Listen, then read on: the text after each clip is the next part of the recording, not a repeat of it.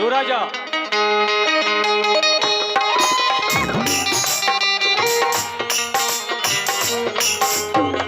ಓಹೋ ಜಮೀನ್ದಾರು ಯಾವಾಗ ಬಂದ್ರಿ? ಈಗ ತಾನೇ ಬಂದೆ ಶಿವರಾಜ. ಏನ್ ಜಮೀನ್ದಾರಿ ಇದು ಆಶ್ಚರ್ಯ, ಯಾವತ್ತು ನಮ್ಮ ಮನೆ ಕಡೆ ಬಾರದ ನೀವು ಇವತ್ತು ಬಂದಿದ್ದೀರ ಅಂದ್ರೆ ಬಡವರ ಮನೆಗೆ ಭಾಗ್ಯದಾತನೇ ಬಂದಂತೆ ಭಾಸವಾಯಿತು. ಅದೇನು ಎಂತ ದೊಡ್ಡ ಮಾತನಾಡಿದೆ ಶಿವರಾಜ. ನನ್ನ ಆಗಮನಕ್ಕೇನು ನಿನ್ನ ಹತ್ರ ಸ್ವಲ್ಪ ವಿಷಯ ಮಾತಾಡಬೇಕಾಗಿತ್ತು, ಅದಕ್ಕಾಗಿ ಬಂದೆ ಅಷ್ಟೇ. ಏನ್ ಹೇಳಿ ಜಮೀನ್ದಾರಿ, ಈ ಬಡವನ ಹತ್ತಿರ ನಿಮಗೆ ಕೆಲಸವಿತ್ತೆ? ಹೌದು ಶಿವರಾಜ, ನಿನ್ನ ಹತ್ರ ಸ್ವಲ್ಪ ಕೆಲಸ ಇತ್ತು, ಅದಕ್ಕಾಗಿ ಬಂದಿದ್ದೆ. ಕೇಳಿ ಜಮೀನ್ದಾರಿ, ಅದೆಂತ ಭಯಾನಕ ಕಾರ್ಯವಾದರೂ ಸರಿ ಎದೆ ತಟ್ಟಿ ಎದುರಿಸುತ್ತೇನೆ. ಅಂಥದ್ದೇನಿಲ್ಲ ಶಿವರಾಜ. ಮಾನ್ಯ ನಡೆದ ಲಕ್ಷ್ಮೀ ದೇವರ ಜಾತ್ರೆಯಲ್ಲಿ ನಿನ್ನ ಅಕ್ಕ ಕಾಂಚನವನ್ನು ನೋಡಿದೆ. ಅವಳ ಶಾಂತಿಯುತ ಮುಗ್ಧ ಸ್ವಭಾವದ ನಡೆ ನುಡಿ ನನಗೆ ತುಂಬಾ ಹಿಡಿಸಿತ್ತು. ಅದಕ್ಕೆ ಅದಕ್ಕೆ ಏನ್ ಮಾಡ್ಬೇಕೆಂದ್ರಿ ಜಮೀನ್ದಾರ್? ಏ ಶಿವರಾಜ, ನೀನು ಕೋಪಿಷ್ಟ ಅನ್ನೋದು ನನಗೆ ಮೊದಲೇ ಗೊತ್ತು. ಆದರೆ ನಾನು ಹೇಳುವ ಮಾತು ಸ್ವಲ್ಪ ಶಾಂತದಿಂದ ಕೇಳು. ಏನ್ ಹೇಳ್ತಿದ್ರ ಜಮೀನ್ದಾರಿ? ನನ್ನ ಅಕ್ಕನ ವಿಷಯ ನಿಮ್ಮ ಬಾಯಿಂದ ಬಂದರೂ ಶಾಂತವಾಗಿರಬೇಕೆ? ನಿಮ್ಮ ಮನಸ್ಸಿಗೆ ಹಿಡಿಸಿದ ಮಾತ್ರಕ್ಕೆ ಕೊರಳಿಗೆ ಮಾಂಗಲ್ಯ ಕಟ್ಟಿ ಮಡಲಿ ಮಡಲಿ ಎಂದು ಮನೆ ತುಂಬಿಸಿಕೊಳ್ಳುತ್ತೀರೋ ಅಥವಾ ವರ್ಷಾರು ತಿಂಗಳು ಭೋಗ ಜೀವನಕ್ಕಿಟ್ಟುಕೊಳ್ಳುತ್ತೀರೋ? ಏ ಶಿವರಾಜ, ಹೆಣ್ಣನ್ನು ದೇವತೆಯಂತೆ ಕಾಣುವ ನಾನು ಇಟ್ಟುಕೊಳ್ಳುವ ಕೆಟ್ಟ ಉದ್ದೇಶದಿಂದ ಬಂದಿಲ್ಲ. ಅವಳ ಕೊಳಲಿಗೆ ಮಾಂಗಲ್ಯ ಕಟ್ಟಿ ಮಡದಿ ಎಂದು ಮನಸಾರೆ ಮನೆ ತುಂಬಿಸಿಕೊಳ್ಳಲು ನಿನ್ನ ಒಪ್ಪಿಗೆಯನ್ನು ಪಡೆಯಲು ಬಂದಿರುವೆ. ಹೆಣ್ಣು ಒಂದು ಭೋಗದ ವಸ್ತು ಎಂದು ತಿಳಿದುಕೊಂಡು 19 ಹಳ್ಳಿಯ ದೇಸಾಯಿ ಅಂತ ಎಷ್ಟೋ ಜನ ಕಾಮುಕರನ್ನ ಕಂಡ ನನಗೆ ಸ್ವತಃ ನನ್ನ ಅಕ್ಕನ ವಿಷಯ ಬಂದಾಗ ಕೋಪ ತಡೆಯಲಾಗಲಿಲ್ಲ. ಅದಕ್ಕೆ ಸ್ವಲ್ಪ ಒರಟಾಗಿ ಮಾತನಾಡಿದೆ. ಕ್ಷಮಿಸಿ ಜಮೀನ್ದಾರಿ, ಕ್ಷಮಿಸಿ. ಶಿವರಾಜ, ಹೆಣ್ಣಿನ ವಿಷಯ ಬಂದಾಗ ಎಲ್ಲರಿಗೂ ಕೋಪ ಬರುವುದು ಸಹಜನೇ. ಅದರ ಬಗ್ಗೆ ತಲೆ ಕೆಡಿಸಿಕೊಳ್ಳದೆ ನಾನು ಬಂದದಕ್ಕೆ ಒಪ್ಪಿಗೆ ಕೊಟ್ಟರೆ ಅಷ್ಟೇ ಸಾಕು. ಆಯ್ತು ಜಮೀನ್ದಾರಿ, ನಿಮ್ಮ ಅಪೇಕ್ಷೆಯಂತೆ ನನಗೆ ಒಪ್ಪಿಗೆ ಇದೆ. ಆದರೆ ನನ್ನ ಅಕ್ಕನನ್ನು ಕರೆದು ವಿಚಾರಿಸಿದ್ರಾಯ್ತು. ಆಯ್ತು ಶಿವರಾಜ, ಅವಳನ್ನು ಇಷ್ಟ ಬಯಕೆಗಳನ್ನು ಕೇಳಿ ಅರ್ಥೈಸಿಕೊಂಡು ಮುಂದೆ ಮಾತನಾಡಿದರಾಯ್ತು. ಒಂದು ಮಾತು ಕೇಳುವುದು ಒಳ್ಳೆಯದೇ. ಆಗಲಿ ಜಮೀನ್ದಾರಿ. ಅಕ್ಕ ಅಕ್ಕ,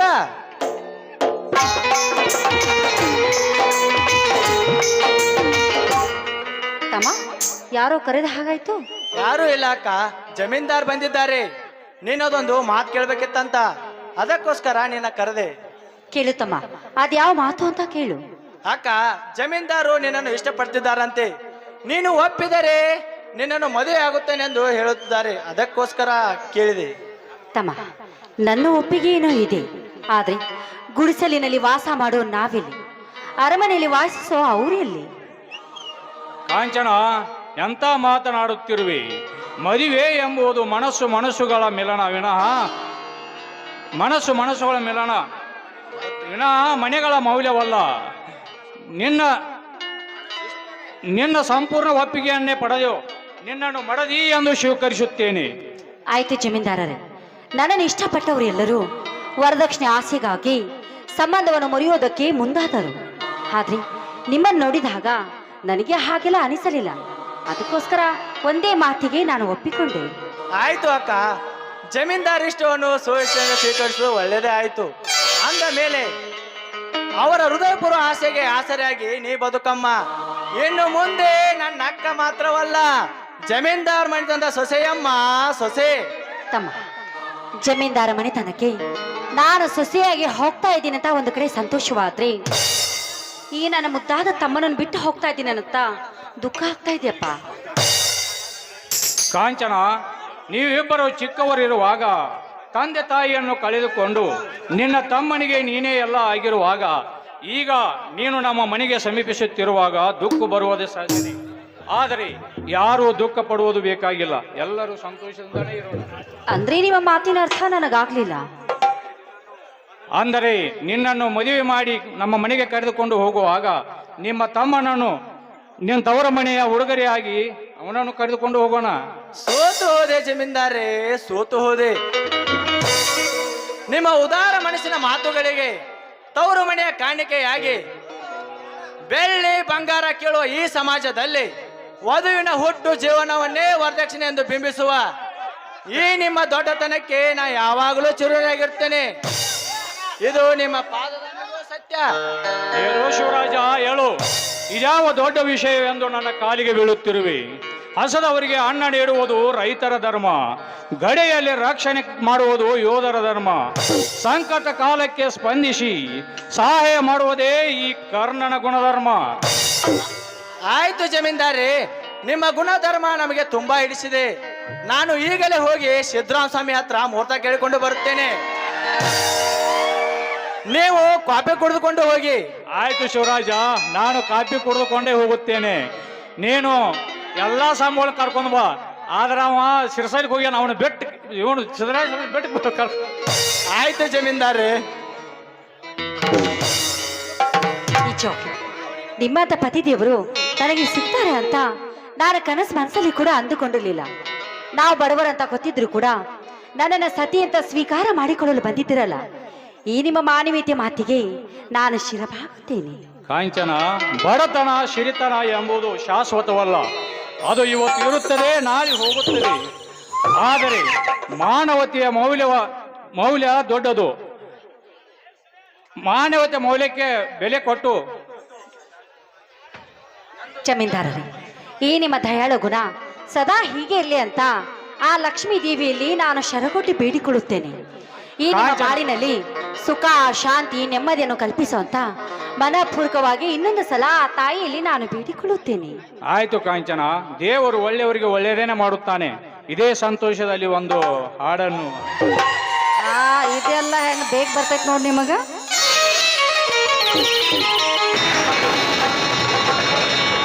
ನನಗ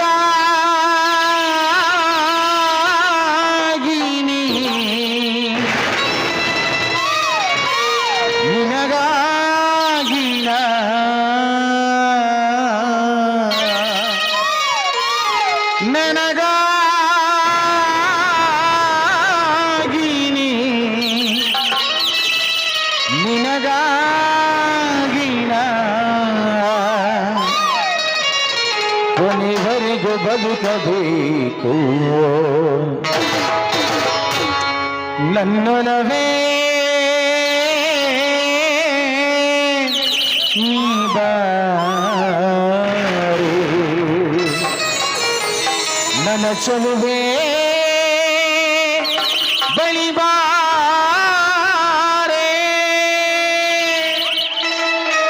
ಬಳಿ ಬಂದು ಸಿಹಿ ಮುತ್ತು ನೀಡೋ, ಸಿಹಿ ಮುತ್ತಿನ ಕಾಣಿಕೆ ನೀ ಬಾರಿ ನನ್ನ ಸನಿಹಕ್ಕೆ.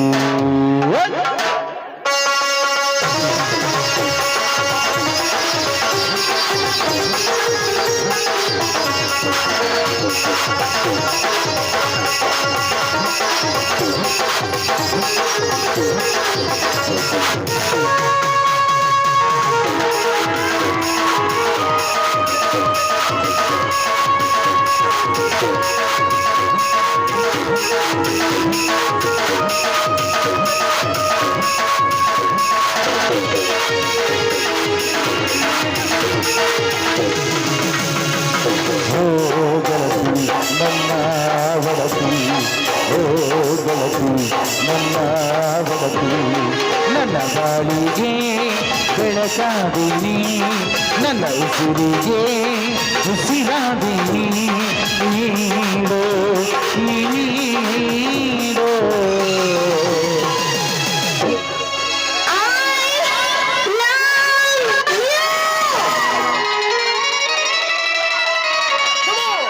ಸಿಹಿ ಮುತ್ತಿನ ಕಾಣಿಗೆ ಈ ಬಾರೆ ನನ್ನ ಸನಿಹಕ್ಕೆ, ಸಿಹಿ ಮುತ್ತಿನ ಕಾಣಿಗೆ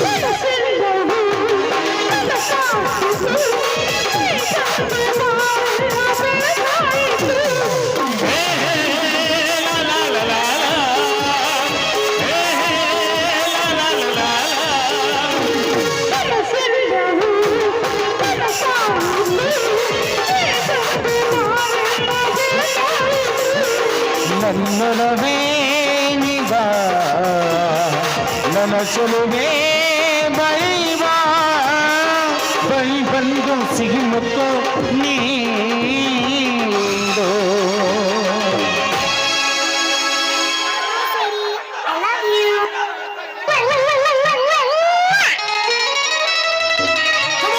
ಸಿಹಿ ಮುತ್ತಿನ ಕಾಣಿಗೆ ನೀ ಬಾರೆ ನನ್ನ ಸನಿಹಕ್ಕೆ ಸಿಹಿ ಮುತ್ತಿನ ಕಾಣಿಗೆ ನೀ ಬಾರೆ ನನ್ನ ಸನಿಹಕ್ಕೆ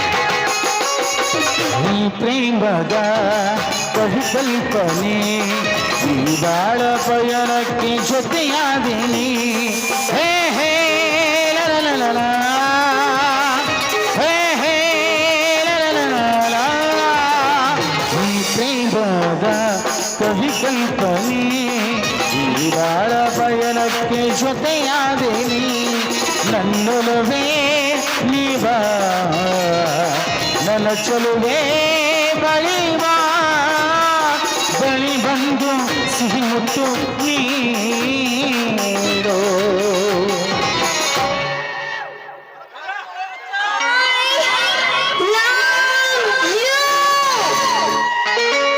ಆರತಿಯೇ ಧರಿಗಿಳಿದಂತೆ ಆಮದನ ನಗುತ್ತಿರುವಂತೆ ಆರತಿಯೇ ಧರಿಗಿಳಿದಂತೆ ಆಮದನ ನಗುತ್ತಿರುವಂತೆ ಕಲ್ಲು ಮುಳ್ಳೆಲ್ಲ ಬಳ್ಳಿ ಮುಗಲ್ಲ ಹೋಗವಾಯಿತು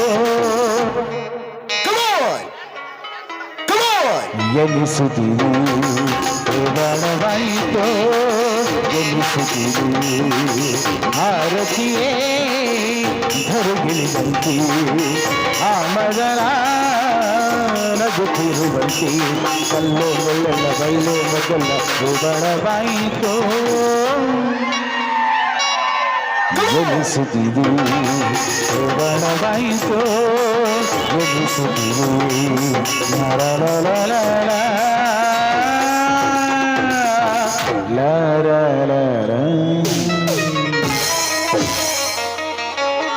ಅಲ್ಲ ಜಮೀನ್ದಾರೆ, ನೀವು ಇವಾಗ ಹಿಂಗ ನಾವಾಗ ಹೆಂಗ ಯಾರಿಗೆ ಗೊತ್ತ?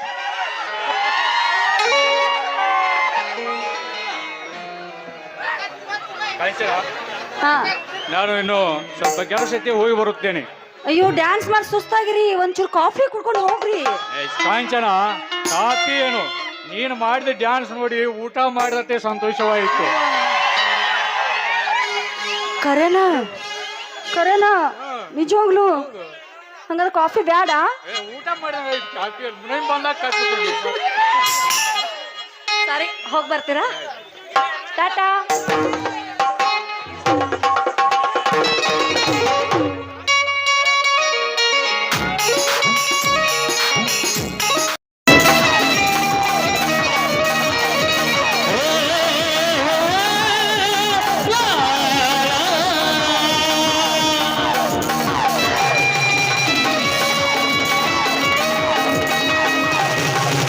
ಗಂಡ ಗಂಡ ಗಂಡ ಗಂಡ ಸಿಡಿಗಂಡ ಗಂಡ ಗಂಡ ಗಂಡ ಗಂಡಿಯ ಗಂಡ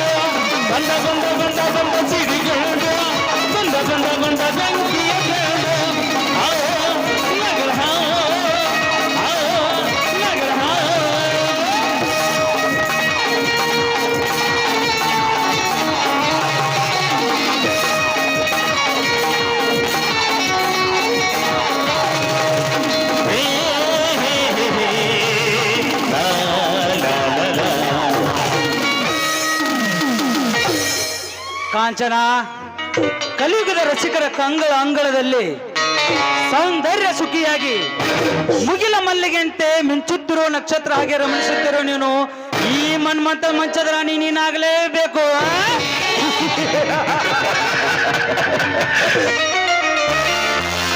ಅಂದ ಮೇಲೆ ನಿನ್ನೆದೇ ರಾಜ್ಯದಲ್ಲಿ ನಾನು ಗೂಡಿ ಕಟ್ಟಿ ಸವಿಯಬೇಕು ನಿನ್ನ ಅಂಗಾಂಗ ಸುಖವನ್ನು.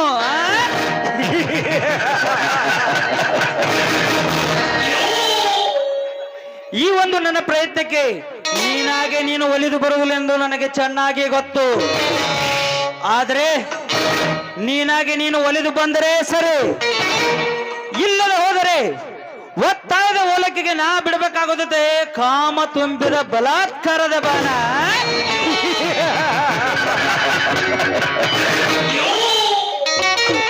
ಈ ನೀಲಕಂಠ ರಸಿಕರಾಜನಷ್ಟೇ ಅಲ್ಲ, ಪ್ರಪಂಚದಲ್ಲಿ ಎಲ್ಲಿರುವ ರಸಿಕರಿಗೆ ರಾಜಾದಿರಾಜ.